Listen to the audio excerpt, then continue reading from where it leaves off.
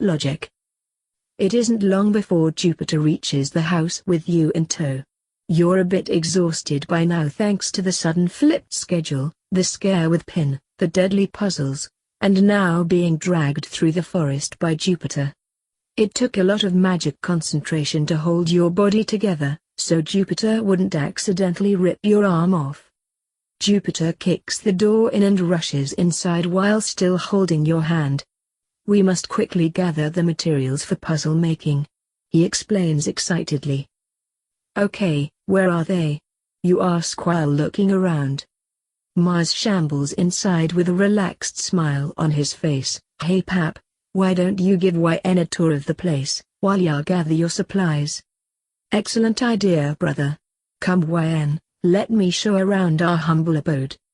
With a chuckle you nod your head in agreement before he whisks you away.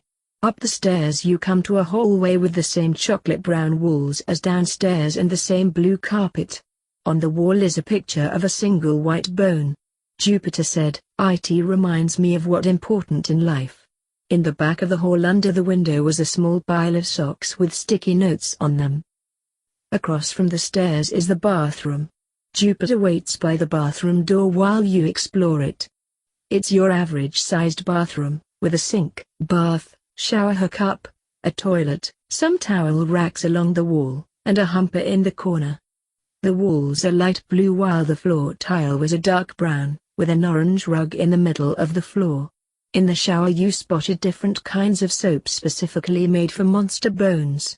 It wasn't directly stated on the package that it was for monster bone, but you feel like these products probably wouldn't work as well for you as they do for them.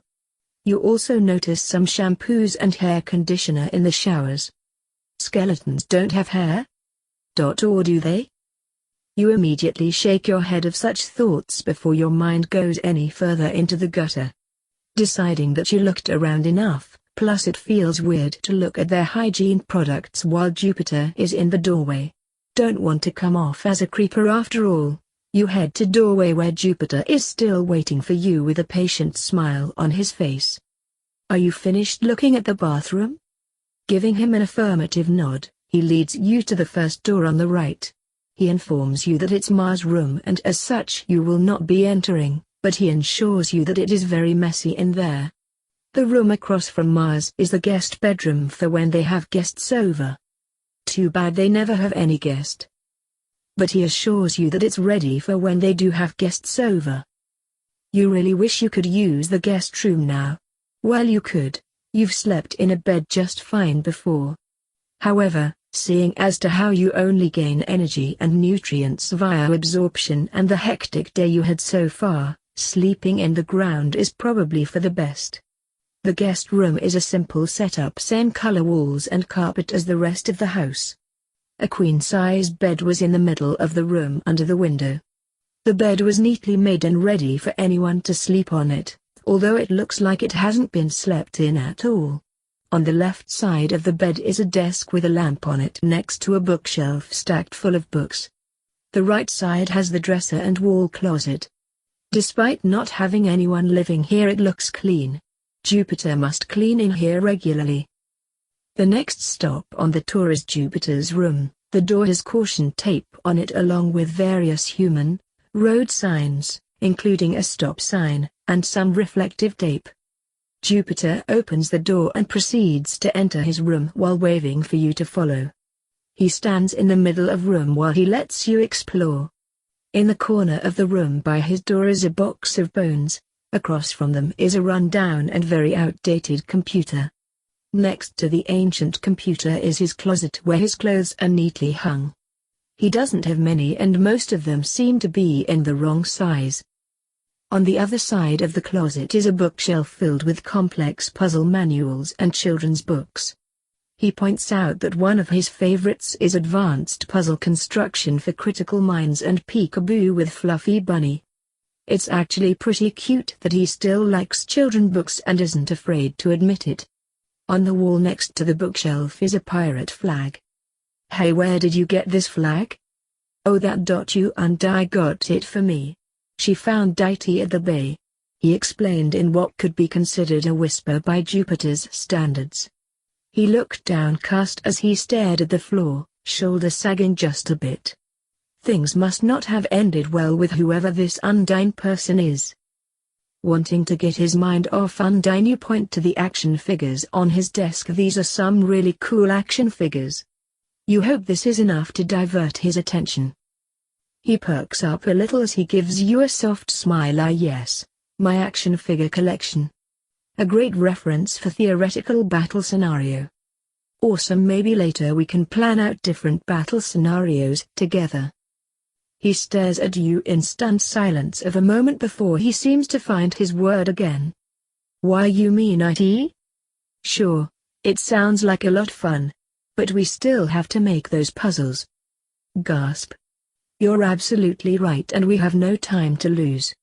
He gently picks you up and hoists you over his shoulder as he grabs various books off the shelf, papers, blueprints, pencils, rulers, protractor, and anything else he thought would be important or useful.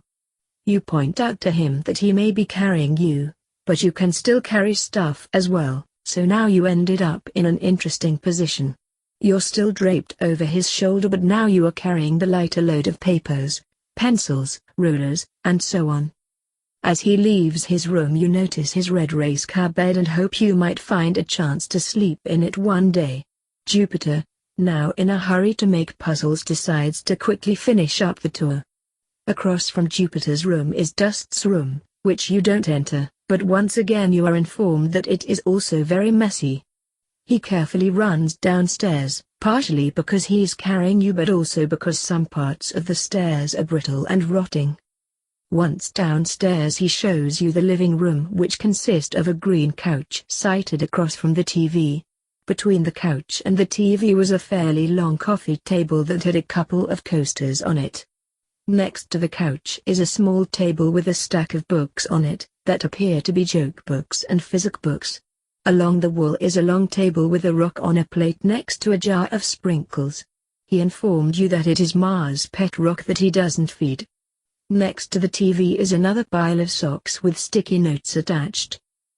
You'll have to go back and investigate the sock piles later, but for now Jupiter is dragging you to the dinner room. It's pretty bare, just a table and some chairs, although the table can sit more people compared to the one in the kitchen.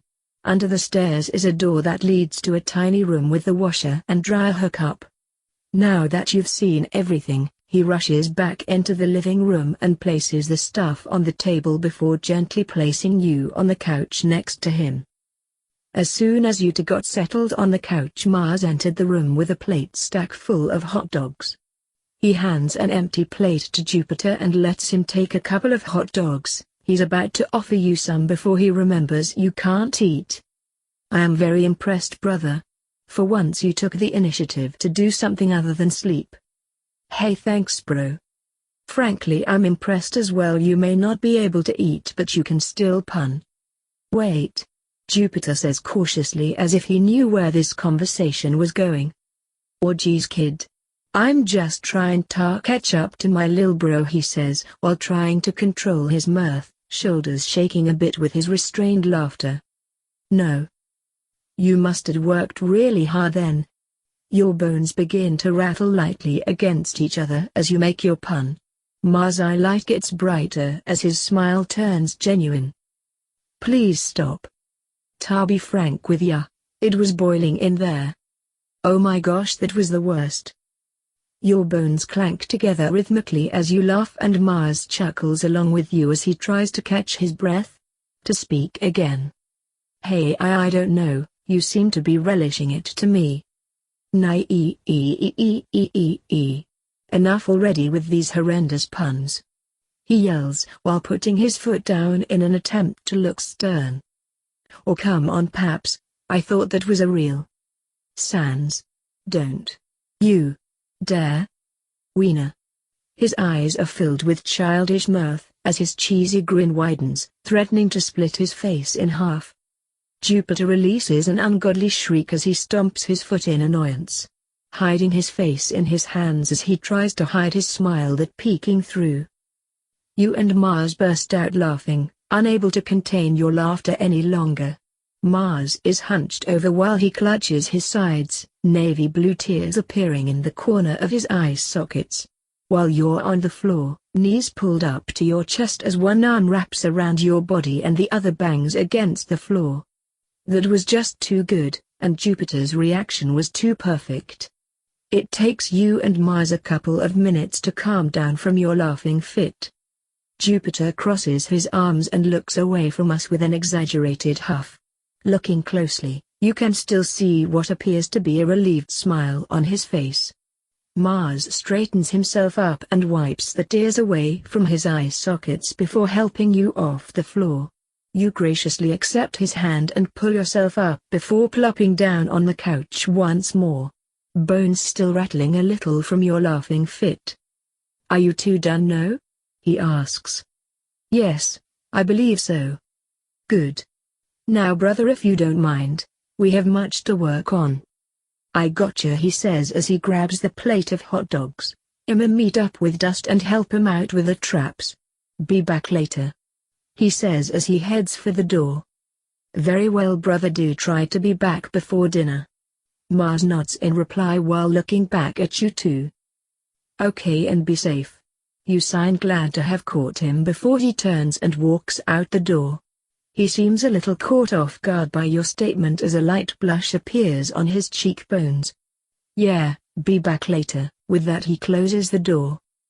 It's quiet for a moment as you both bring back your attention to the books and papers in front of you. You pick up a couple of books and read the backs of some while skimming through others. Jupiter clears his throat to gain your attention before speaking. Thank you, YN. His voice is softer than before. "For what?" you ask as you tilt your head in confusion. "For sticking around. I haven't seen Sans laugh like that in a long time." His expression holds some sadness to it but also sincerity. "No problem." Perhaps you place your hand on his knee and give it a gentle squeeze. "It's been fun hanging with you guys too. Honestly, I'm really glad I decided to stay. Sorry if that sounds a bit weird." Jupiter quickly shakes his head. "Not at all.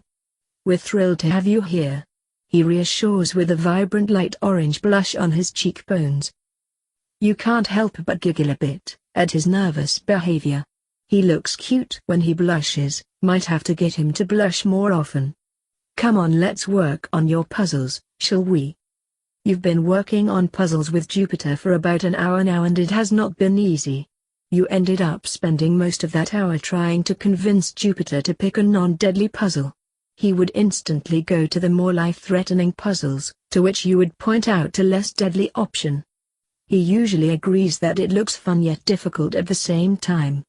However, he would get a far-away look in his eye sockets, as though remembering something that's been lost to the past. After looking through his books and blueprints, you both decide to design word puzzles rather than a mechanical or physical puzzle, like the ones outside.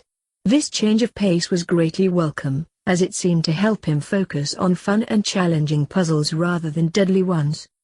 Instead of working on creating a puzzle together, you settled on creating puzzles for each other. Jupiter is good at both making and solving puzzles, while your strength lies more in solving them. Nonetheless, you still managed to make a few puzzles for him. You gave him some crossword puzzles and riddles to solve, and he gave you logic puzzles. You failed to mention the types of puzzles you dislike, such as logical, mathematical, pattern, and strategy puzzles that have strict rules, such as chess, Go, Shogai, or Pio-Nijo. And now, you had an excited Jupiter peering over your shoulder looking at you with expectant gaze. "Ah, listen, Papyrus. I like puzzles as much as the next magical being, but I suck at logical puzzles. So, don't be surprised when I fail at it, okay?" "That's okay, YN, after all puzzles are meant to be challenging. If you need any help, I'll be happy to give you a hint," he says with a reassuring smile. You take a deep breath in. "Okay, here we go. So, the first one is, you are traveling on your way to Kingsville. When you reach a fork in the road, you can turn left or right. You don't know which one is the correct path. Fortunately, You see two twin brothers standing at the road junction and decide to ask them for directions. You know that one of the two brothers always tells the truth and the other one always lies. However, you don't know which one tells the truth and which one lies. How can you find the way to Kingsville by asking just one question to one of the two brothers? Okay, this one seems a bit complicated. Maybe there's an easier one? At a family party, a grandfather, a grandmother, two fathers, two mothers, 4 children, 3 grandchildren, 1 brother, 2 sisters, 2 sons, 2 daughters, 1 father-in-law, 1 mother-in-law, and 1 daughter-in-law, sit at a table. At least how many people are sitting at the table? What? You have a wolf, a goat, and a cabbage. You must cross a river with the 2 animals and the cabbage. There is a small rowing boat, in which you can take only one thing with you at a time. If, however, the wolf and the goat are left alone, the wolf will eat the goat. If the goat and the cabbage are left alone, the goat will eat the cabbage. How can you get across the river with the 2 animals and the cabbage? Okay, let's try the last one. It would help a bit if his handwriting was legible. It's not completely unreadable, but it looks like he tried to write large and fast for some reason. You spent the next hour thinking about how to solve these puzzles, and every time you think you get close to a solution, there's another fact that you keep overlooking. How about we just let the goat eat the cabbage? Technically the cabbage is still the just in a more digested form. Jupiter kept asking if you want a hint, but you just waved him off, determined to solve at least one of them. You really should have taken that hint.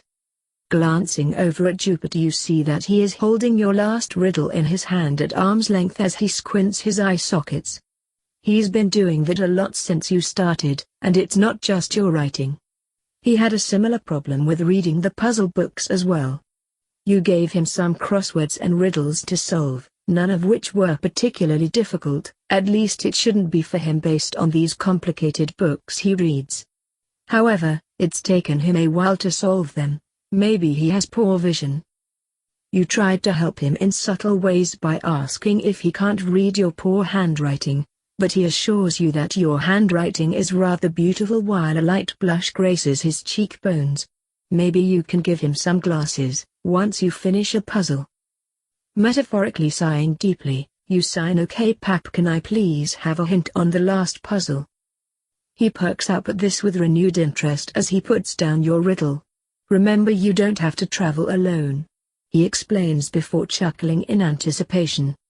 "I don't have to travel alone?" You think on what he said for a moment before it finally clicks. Once you bring something to the other side of the river doesn't mean it's stuck there permanently. You can always bring something back and get it later. It's inconvenient, but it works. You're about to write down your answer, but figuring he would have a difficult time reading it, so you decide to tell him instead. So, the answer is to take the goat over first, then go back for the wolf. Then bring the goat back and leave the wolf on the other side. Leave the goat behind and bring the cabbage back to where the wolf is. Finally go back and get the goat. Is that right? You sign, feeling mildly clever. Yes, very good. I knew you could do it, and it only took one hint.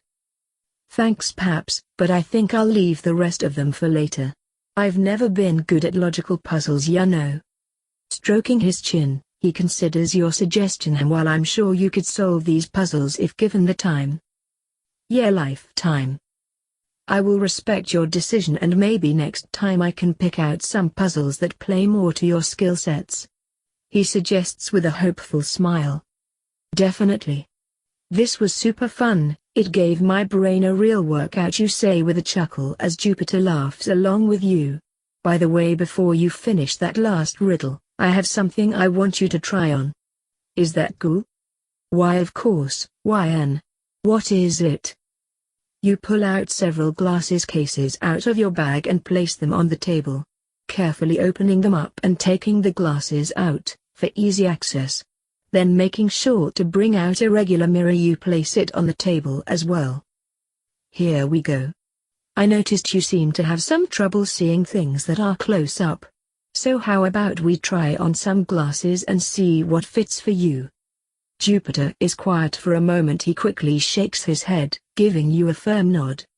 He takes his time to look over the different style of glasses you have spread out over the table, and you do as well, doing your best to see which set would look good on him. After some time, he picks up a red pair of glasses, that you also quite like, and puts them on before looking into the mirror. He stares at himself in silence for a while before looking around the room, at the papers scattered about, flipping through pages in a book before his eye sockets land on you. He slowly reaches out to cup your face in his hand as tears start to build up in his eyes. Those glasses look good on you. I think it really suits you, you say as you lean into his touch. The next thing you know, you're pulled into his lap as he wraps his arms around your spine and pries into the nook of your neck, face pressed against his chest as he continues to sob, tears dampening the shoulder of your shirt. You rub circles on his back in a soothing motion. It's all you can do since you can't sign to him in this position. He whispers his thanks over and over again as you begin rocking with him, while continuing to rub his back. You stayed in that position for a couple of minutes, while trying to fight off sleep. Jupiter sniffles a bit before pulling back, keeping his hands on your shoulders. Reaching up, you wipe away the tear streaks from his cheekbones. He blushes a light orange as he nuzzles into your hand before kissing your palm. Thank you, YN. Truly, thank you, he says in an unusually soft voice. No problem, that's what friends are for. His face brightens up at the confirmation of your friendship as he once again traps you in a bear hug. What's going on here? Mars asks, sounding very confused. Jupiter gently sets you back onto the couch. Gasp. Brothers, I can see you both so clearly now. And you're filthy. Hurry up and get yourselves cleaned up. This is a joyous occasion and I plan on making my famous friendship spaghetti. He runs into the kitchen with an excited Naya. Hey. So, what did happen while we were gone? Well, we came back here to work on some non-lethal puzzles and ended up creating word puzzles. I noticed that Papyrus was having a hard time seeing, so I let him pick out a pair of glasses from the table. You explain while gesturing to the table in front of you. Dust plops down on the couch besides you, smelling of the outdoors and a metallic scent. Iron maybe? He was covered in what appears to be dirt and maybe blood. Looking towards Mars, you notice that he's in a similar state as Dust. Mars, coming over to look at the glasses, picks one up to inspect it. So you just gave him a pair for free? Of course. That's what friends are for after all. And you just happened to have the right prescription for him too, huh? Actually, these are mystic glasses, you say as you pick up a pair for you and Dust to hold. They have magic in the lenses that adjust to the wearer's eyes. This allows for anyone to be able to wear them without having to worry about prescriptions. Likewise, if you don't have poor eyesight, then it'll be like wearing fake glasses. Dust and the Mars seem impressed with this simple piece of mystic technology as they try on the glasses and look around. Dust has a pair of slick black rectangular glasses and Mars is sporting a pair of navy blue oval glasses. Honestly, they look sexy in them. Maybe you can get a picture of them in their glasses. Come to think of it, you'll need one of Jupiter too. Wait, how are these staying on? Mars asks. Magic, you say, before moving your hands in an arch while wiggle your phalanges. Dust starts snickering besides you while Mars gives you an unimpressed stare, but you can see the corners of his mouth twitch. Okay, the real answer is still magic. They embedded it into glasses so that it'll stick to your face regardless of whether or not you have a nose or ears. I think it uses magnetic to keep them in place. The same magic technology is used in my sunglasses. You explain while pointing to your sunglasses. They looked even more confused and opened their mouths to ask a question but were interrupted by Jupiter, who stood in the doorway of the kitchen. Mars, Dust, I see that you have yet to clean yourself and dinner will be ready in a couple of minutes. Hey, sorry bro, I just got a bit distracted. Jupiter and Ember groan in unison.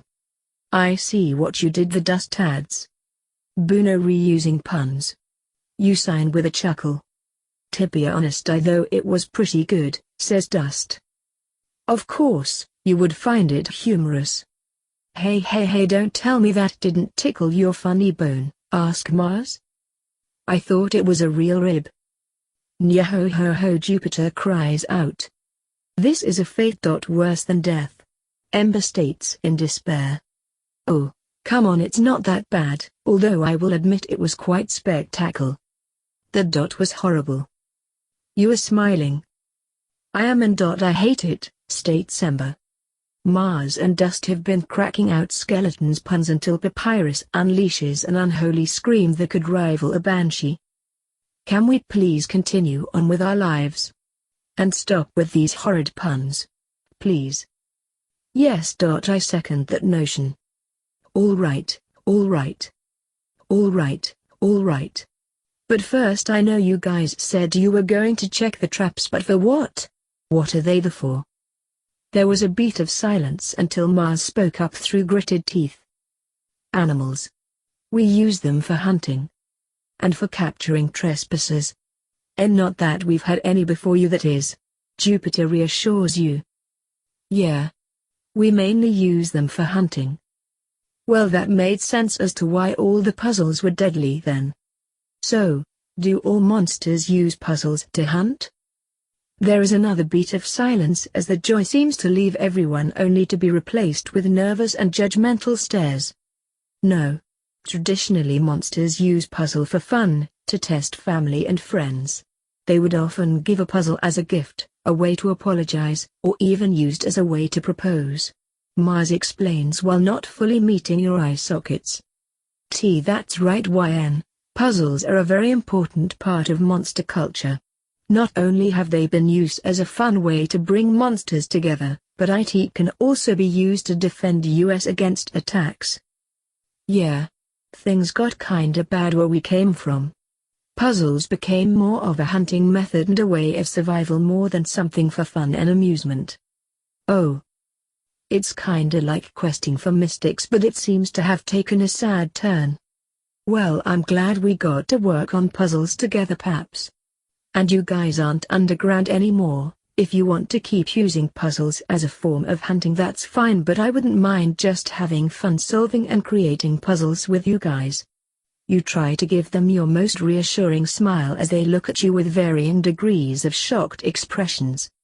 Jupiter scoops you up in another bear hug. Why, of course, YN, we'd be happy to work on puzzles with you. I really had fun today as well. Your bones rattle gently as Jupiter releases you and turns his attention to Mars and Dust. Now you two hurry up and get ready, dinner is almost ready. Mars and Dust leave to shower and change clothes, leaving you with Ember and Jupiter in the kitchen. You're still curious about monster culture, but it sounds like their time underground might be a bit touchy. How to learn more about monster, and by extension them, without touching a nerve, huh? They need to hurry up.